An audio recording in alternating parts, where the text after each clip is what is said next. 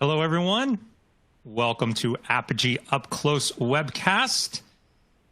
Just before we get started, we do have a few housekeeping items that I wanted to quickly go over with you. At the bottom of your screen, there is a ribbon with multiple engagement tools you can use for this webcast. All of the windows that appear in your console are resizable and movable, so feel free to adjust them to your liking. You can expand your slide area or maximize it to the full screen by clicking on the arrows in the top right corner. And then be sure you hit the slides on the ribbon at the bottom to view the slide content. There are some additional resources as well. There's materials that are available in the resource window at the right side of your screen. And we encourage you, obviously, to download those and review those at your leisure. The webcast is being streamed through your computer, so there is no dial-in number. And at any time during our live session, you can ask questions. We recommend not waiting until the end. You can submit them in the following Q&A window as pictured in the screenshot.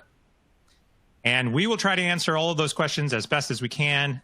And if you have any problems or if there's any other issues throughout, just ping us, let us know. Or if you want to have a deeper conversation with more questions that we can't necessarily cover today, you can reach out to me directly. And my email is chrishood@google.com, CHRISHOOD@google.com. So please know we are here and we're going to capture all those questions. And we are going to actually record this video, this stream today, so that it will be available later. And then we'll send that out so that you have that as well. Okay, great. Let's get started here. This is Evolve Your Business with API Ecosystems. My name is Chris Hood. I am a digital strategist at Google Cloud. And joining me today is Shaz Aslam from Champ Cargosystems. Welcome, Shaz. You want to share a little bit about yourself? Thank you, Chris. Yeah, my name is Shahzad Aslam.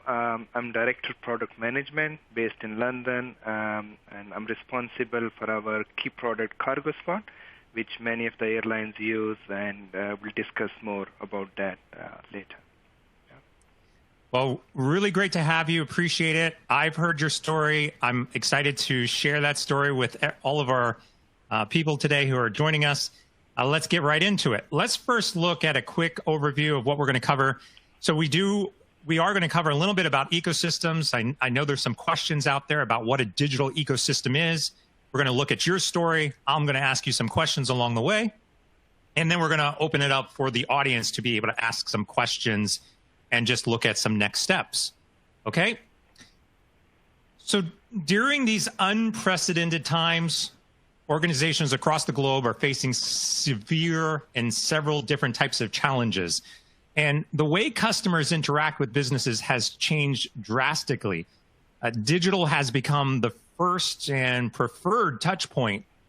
But if contactless payments and order online and curbside pickups and even every interaction in some way is influenced by digital, we have to better understand how do we expose these digital experiences to customers quicker, get to market faster, especially as times are changing.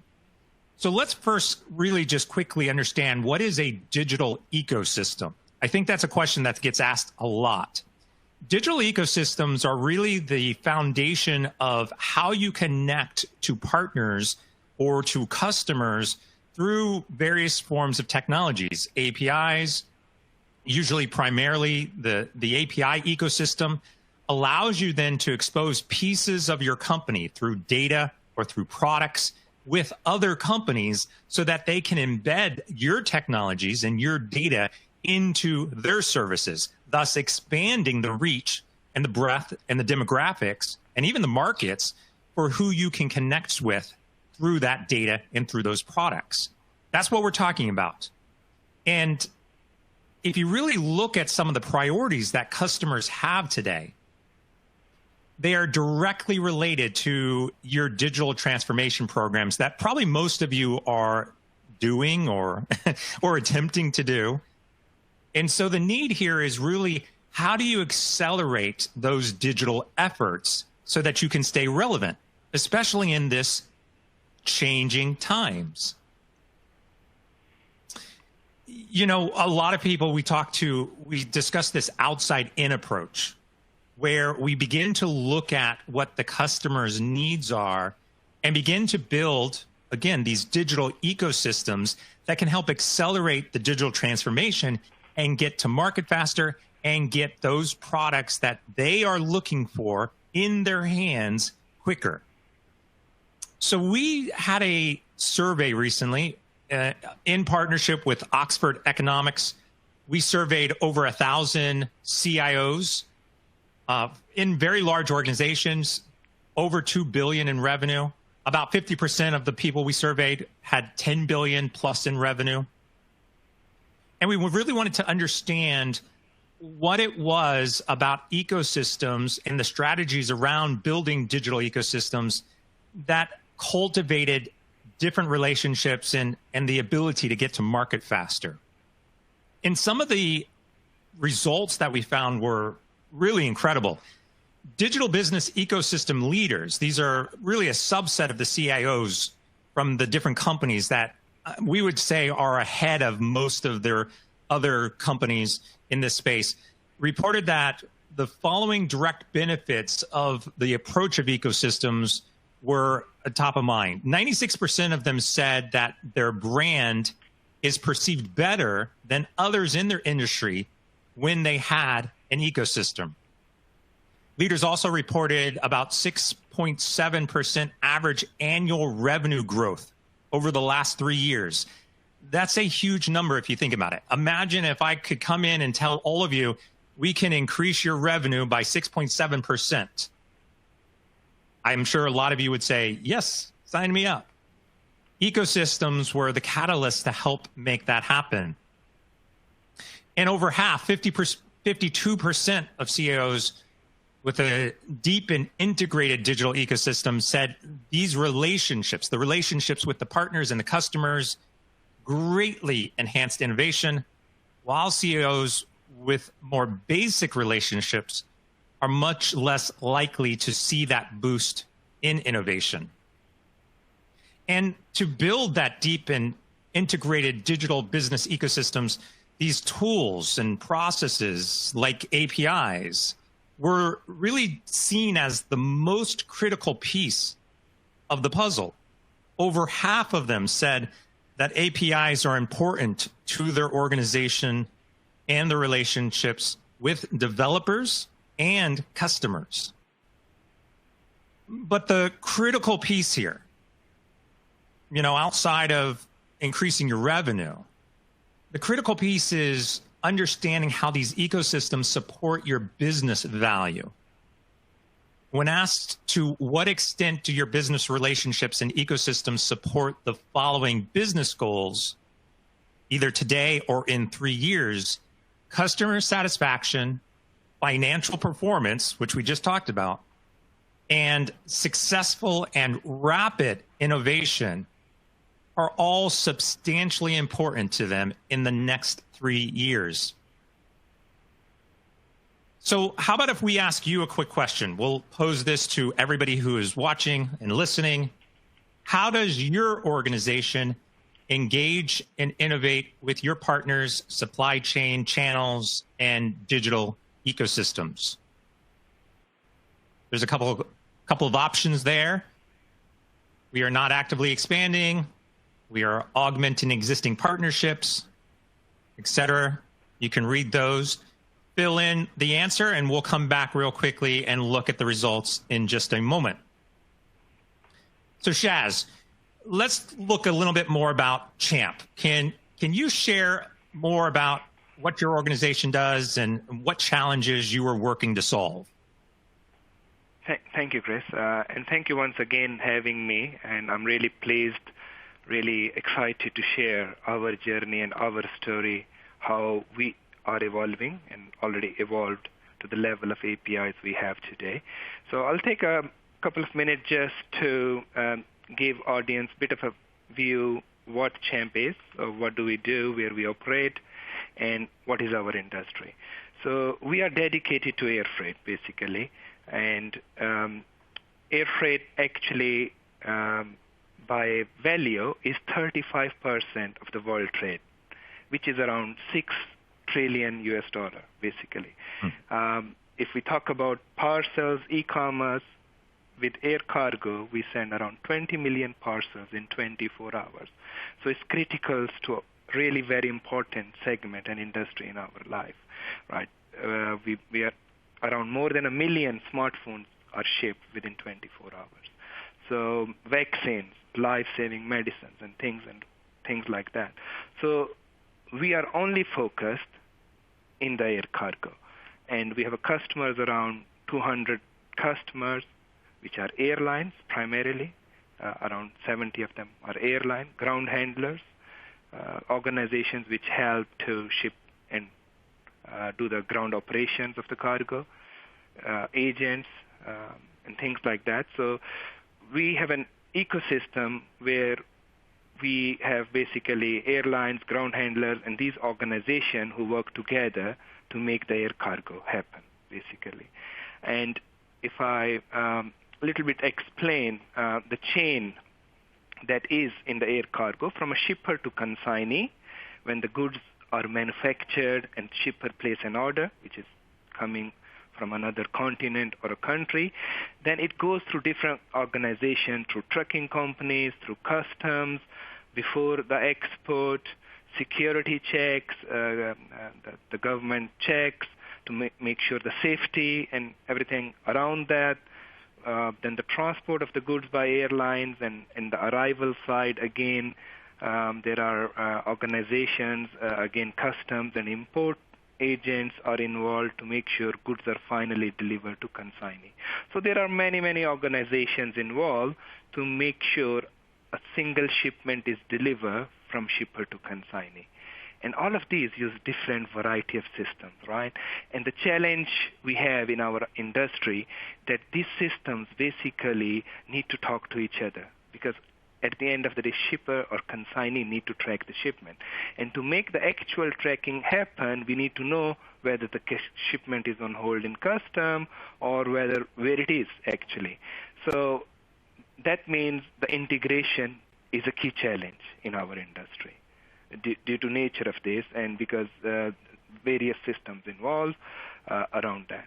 And the visibility of information is the key challenge that we have around this in our industry. And that's one of the things that is basically historic challenge of air cargo. And the technologies like APIs give us advantage that we can solve this challenge much, much better than ever before. The other thing is this also bring us to new demands and shifting and creating a value addition, coming up with new basically ideas of the business which were never thought before. So with within the ecosystem, with the help of integration, we do the value creation, and our customers in Champ now demand more and more their customers' user experience, because customers' experience is quite demanding and changing. And this leads us to the challenges of how we are basically more quickly giving new ideas into the market and making new business model, new ways of working, allowing new mobile apps, using our internal microservices to quickly orchestrate them to achieve the value for customers. So this is basically what is our challenge and what we want to do in this area. Yeah, this is great. And I'm going to go back one slide, because in this picture where we see that journey that your customers go on, you've clearly outlined in each of these steps where APIs start to play a role. And you call it out, because now you can start to say, I need an experience here, or I need an integration here, or I need to build something that's going to connect to build this overall customer journey. Yes, absolutely. That's one thing. And the other thing which it highlights, Chris, more importantly, is also this is an opportunity for us as Champ, because we see it as a new product and something that could generate revenue for our customers, because our customers could use these APIs and come up with the new business models, which open new doors for them for new revenues. And that is really the key thing as well. Not only solving the integration, while solving the integration, creating new value addition, which was not there before, basically. Yeah, and that goes back to our point earlier where we see an increase in revenue, 6.7% over 3 years through these ecosystems. It's great. Well, let's look at our poll results here. And here you go. This gives you an indication now of how organizations are engaging and how you and our respondents are looking at ecosystems. And here's how we look at those. These are great results. If you look at it, the ideal scenario, it's this. We are actively expanding our capabilities to build digital ecosystems for strategic business advantage and innovation. This is exactly what Shaz was just talking about. Here's another question for you. How quickly does your organization get new ideas to market? 1 to 2 years? And believe me, I've heard this. 1 to 2 years is a thing. 1 to 2 months, 1 to 2 weeks, 1 to 2 days, 1 to 2 hours. Very curious to see what everybody says in this poll. So, Chaz, how do you improve time to market and still comply with all of these requirements within your industry? Obviously, there's got to be a lot in there, but you have to navigate all of that, get it done, and get to market fast. How are you doing that? Yeah, actually, this is really good question, Chris, because in aviation and in air cargo, due to safety requirements, regulations, and involvements of authorities and government, governance is really, really high. So anything that touch flight safety, the testing around that, making it to the production, there is quite a long cycle to make it happen, right? So there is a balance that we have to do. Obviously, there are things around safety cannot be compromised, but we need to market fast, otherwise we miss the opportunity. So to achieve this balance, the key thing for us that we are trying to do in Champ, and that is what our customers demand, is that we don't have to, we're trying not to change our core systems so that we don't have to change the existing code or the logic.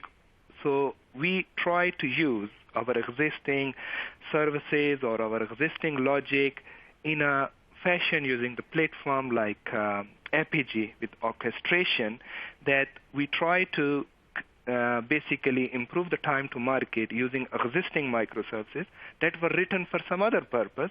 We reuse them, combine them, and achieve the goal that we need to achieve so that we don't have to go through all the governance, and we can have a light version of that and achieve basically the time to market, which is one of the key drivers for us towards APIs is time to market is the key thing for us that we are looking in this area. So again, that helps us to accelerate the digitization, whether it's our partner, our customer who want to do quick mobile app so that we don't have to actually develop any code for that. We just expose the APIs and they can do that, whether it's a payment, through a payment gateway, or whether it's track and trace or any other need for that. So as it's articulated in this slide, so the gateway APG platform is really helping us to achieve this. And the way it is happening, that the portals, mobile apps, our partners, our customers, we basically expose the APIs. Then our APIs are connected through various internal systems. And this is where I mentioned we try not to change the internal systems, which is CargoSpot, Global Customs, Cargo Hub here, and we only expose through APIs and achieve. So that's basically how we are trying to improve the time to market. So here we go. Okay, Here's our poll results. You give a good idea of what it takes for most organizations to get things to market. Chaz, was there something additional you wanted to talk about? No, that's fine. I think it's okay. It's perfect. Okay. Yeah, and I don't think these numbers are that surprising. The thing is I would say that the really, deep organizations with digital ecosystems are doing it faster. And that's the goal here. So when Champ started to put together some of these ideas and they wanted to build upon them, did you do a proof of concept first? What was your process really for deciding to use Apogee? And what were some of the things that you learned during that process? Okay, so why we were looking for the API platform, first of all, that we wanted to have a standardization, how we publish our APIs, and make it kind of a self-service for our customers and our partners so that we don't have to support, because we don't have time to tell them how to integrate to our APIs and answer their calls and emails. We want it to be as seamless as possible. Go to our self-service portal. It explains everything. You can do a mock, and then you can do a real app. So that was basically overall goal, ensuring that we don't have to implement security in-house, so we use the platform capabilities to achieve that. The process that we followed, we did an internal proof of concept. We also involved actually kind of a consultant or a third party, another organization, to help us in that area or to evaluate more professionally. So we did evaluate 4 different platforms. I think the key thing that stands out for Apogee, there were 2 main things. One was analytic and also monetization, so that we are able to monetize these APIs and help our customers to monetize that. And the second thing was about integration and development capability, CI/CD basically, and development capabilities. Because what we wanted to do, and that links back to time to market, what we wanted to do, reuse our existing logics and services and low-level APIs, which are not meant for public APIs or partners for customers, and have the help of Apogee platform to use these and to develop these so that we don't have to change our system. So that is the key thing why we went. These 2 key things were the decisive, basically, action towards Apogee. And then what opportunities along this way did you discover? I mean, as we said, we're in changing times. We have to try to figure out a way to get to market faster. You now have a product that's in place that is allowing you to accelerate the time to get new ideas to market, not years, not months, maybe weeks, maybe days. How did you go about that? So actually, that's really good. So I think not even before COVID, we had we have the cases where we actually were managed to really make from an idea to production within a week and 2 weeks, and that's what we were looking. But as you know, due to pandemic, it closed many doors. Many planes are grounded, and especially our industry is in a big trouble on a passenger side because of tourism and everything is blocked. Although it closed many doors, but it also opened some doors. So air cargo side, there are some opportunities due to pandemic. As you can see here, it never happened. We have probably never seen in our lives that there will be boxes on the seats where we used to travel. So that is quite an interesting new business model. Aircrafts which were not designed to take cargo in the cabin, the airlines are using that because they have to come up with the new models to make more money to survive in these difficult times. And there is need of urgent supplies. There has been need. There's still many countries need urgent PPE supplies and medical supplies. We have seen the deals happening on tarmac where, aircraft has been changed and things happening. So this brings up quite opportunities from in the air cargo segment, but for us as well. And I'll talk 2 of these use cases actually, which are quite interesting. So one of the use cases, we have a customer in Japan, and they have domestic flights. One of these use cases, And they wanted to explore a new business model where they could basically compete with road transports, because Japan is quite a long, narrow country, and going from one place to another, it could take really long. So domestic flight really helped to ship the cargo. But the idea was, how can we actually compete with road transport and other modes of business? How can we get new business avenues which we don't have today? So we had the portal which we developed for one of our customers, and what we explored that, can we use our microservices which were not meant to use as a public APIs, and with the help of APG platform, we transform those microservices within APG without changing again our core system, and we were able to do this use case. So this is quite interesting. And another thing relevant to this, many airlines now are actually doing more and more ad hoc business, which means they need to open up on the places like booking.com, things like that, portals for cargo, and we needed to integrate quickly. So to do that, we were able to really do, within a week's time, availability and price API, which we were managed to actually from scratch, managed to make it into production for one of our customers, and that is really key. Another use case that we did in U.S., basically in one of the very big ground handler Alliance Ground, they asked for to integrate with the weigh scales to automatically capture the weight of the shipments into the systems. So instead of us developing and interfacing that, we had two other APIs which we developed for our mobile app, completely different reason. We were managed to use those APIs again with the help of APG platform, publish it through APG platform, and this we managed to do it within 5 days actually.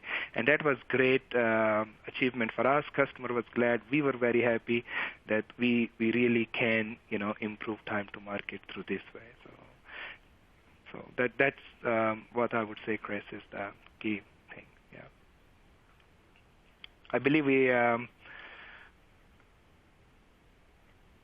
Yeah, no, this then. Yep, I was going to say that was. I have a lot to say. Sorry, but I have a lot to say, but I'm conscious of time. Yeah.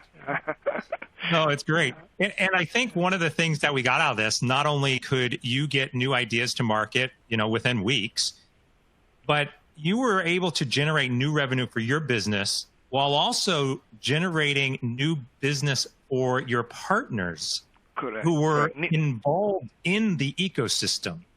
So it expands out, which really brings us to this slide. And from Google's point of view here, as you start to build these new experiences, as you start to focus on this outside-in perspective, and as you start to think beyond just creating one journey, which we saw that customer journey at the beginning of our presentation, when we start to look at this through onboarding developers and bringing in new partners and interacting in new ways with your customers and exposing this data in a way that they can then innovate on your behalf, we start to not see one journey, we start to see 10 journeys and beyond, 10x those journeys through these ecosystems. And we see it from our results when we surveyed CIOs, and we see it from your two use cases and your story at Champ. It's truly incredible and impressive. Thank you for sharing that. And so let's spend some time. Let's look at some questions. And here we go. I've got a couple of questions for you. Actually, one just came in. If you have questions, feel free to reach those out down on below and ask your questions in the Q&A spot. So, Chaz, how do development partners get access to Champ's APIs? Oh, that is one of the key advantage we got out of APG. We have a developer.champ.arrow. So we have a developer portal please actually go visit developer.champ.arrow, register yourself, and you will get access to some of our APIs. So we have a developer portal through which we give access to our partners. There is a sandbox environment there, which is an RPG platform, which is branded on Champ, and you would be able to basically play with the APIs. So this is how we allow. All the specification is available, and that is the idea of self-service integration, what we say, basically. Yeah, so, and I see a couple of questions coming in here related to how they get access. So, yeah, thanks for sharing. Let's see, we've got another one in here. Maybe on a different side of this question, how does Champ look for or find partners? How do you onboard those partners into your ecosystem? Yeah, that that happens through many different ways. One example I would give you, we have a very important partner, Pay Cargo. And Pay Cargo is actually a payment platform for the cargo collection, basically, especially at the import side. And we connect our core system through APIs with the Pay Cargo. And the way we basically do is promoting our APIs, and many other organizations get the opportunity. That's one. Our customers refer us. That comes through into our ecosystem as well, or it comes through new business opportunities where we get a new idea, where we think we have an organization already which could do, instead of us inventing something, and that's again bring us the use of APIs, that we can then use the APIs to have this partner to work together and have a new product, basically, that we can invent jointly through this integration and bring new value to our customers. Great. We have time for one more question, and then I have a couple more things I want to share with everybody. Let's see. Is it possible to create an ecosystem that are not external to the public? So I'll give a quick perspective on this. Yes, we see a lot of times where companies do have internal ecosystems, especially when they have multiple business units and you want to try to bring those business units together. But we do find that the true benefit, the true power of digital ecosystems, and when you expose those APIs externally to partners and customers and third-party individuals, that is when you really get to connect in ways that you haven't realized when you only keep those internal. And that's where we're seeing business value, easier time to market, rapid innovation, increased revenues, new markets, et cetera. So I would definitely say you can build them internally, but it would be better if you figured out a way to do it externally. Real quick, if you could, you can take 3 minutes, do a quick scan of your phone on this, and share some feedback to us about this webinar. We would love to hear what you think, what your opinions are, any feedback that you have. It would be great to hear. And then also, on the bottom here, we've got a link to the full Oxford Economics report that I referenced a little bit earlier. So if you want to read the full report and see what CIOs have said regarding all of the various topics that we've covered today, that would be where you can get that. And then finally, we are happy to also announce that we have a podcast. And it's near and dear to my heart because I host it, but we would love for you to go and find this podcast, That Digital Show. It is available on all of your favorite platforms. Go and subscribe and listen to additional ideas around thought leadership and digital transformation. So once again, thank you. Thank you, Chaz. Thank you, everybody, for listening and joining and participating. Appreciate your time. Thank you. Thank you, Grace, for having me. Thank you. Thank you all.